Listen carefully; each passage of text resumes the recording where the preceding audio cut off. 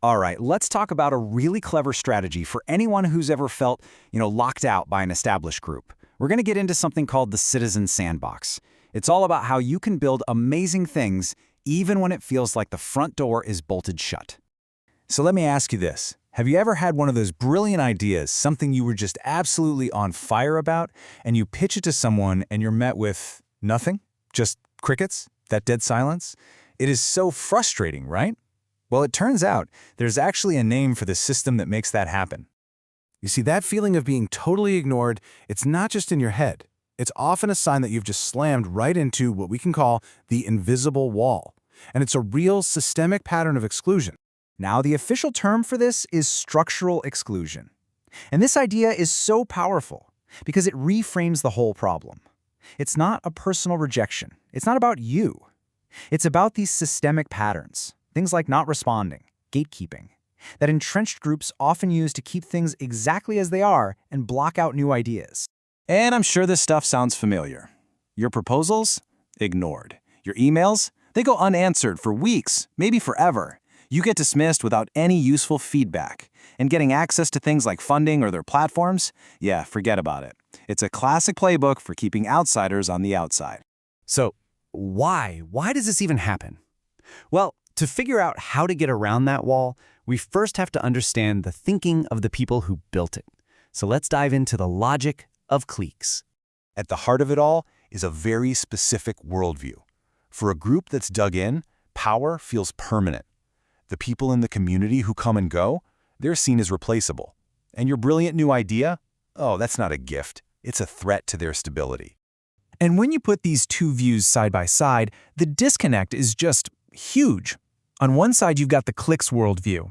It's like a lockdown castle where authority is fixed and new ideas are dangerous. And on the other, you have the innovator's view, a growing, flourishing tree where authority is earned and new ideas are what make it grow.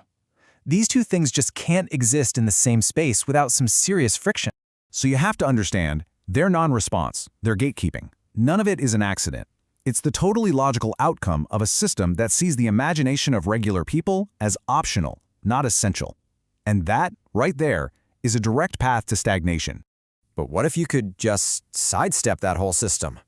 This is where the big idea comes into play, creating a dedicated sandbox for ideas. And this is the question that changes the entire game. What if you didn't have to fight the wall? What if you didn't have to burn all your energy trying to knock it down? What if you could just build something incredible right next to it? And that something is the Citizen Sandbox Incubator.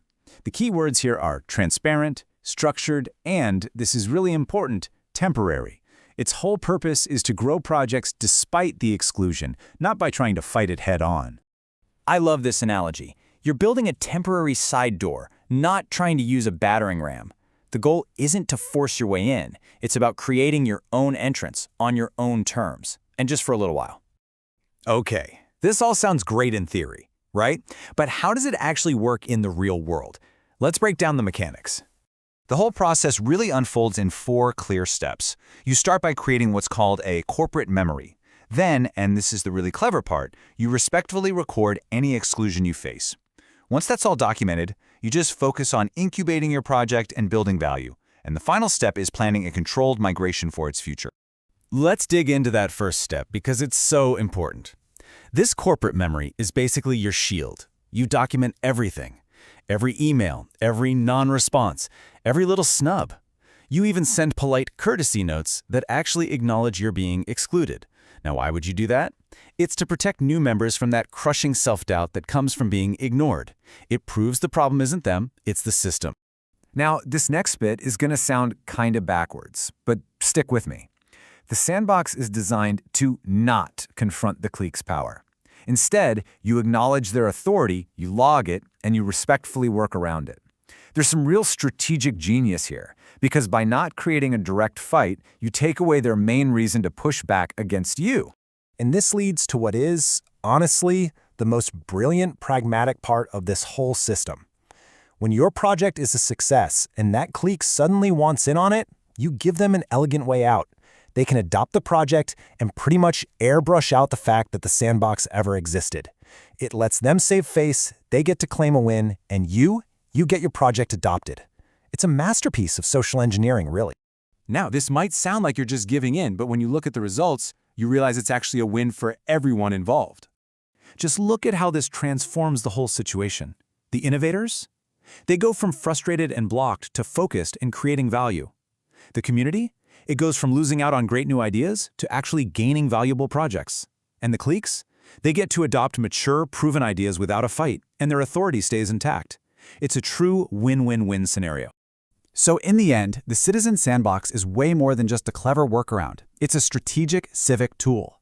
It takes that chaotic, demoralizing experience of being excluded and turns it into a predictable dynamic, one that you can actually manage and even use to your advantage. This is just such a powerful concept for navigating any kind of lockdown system.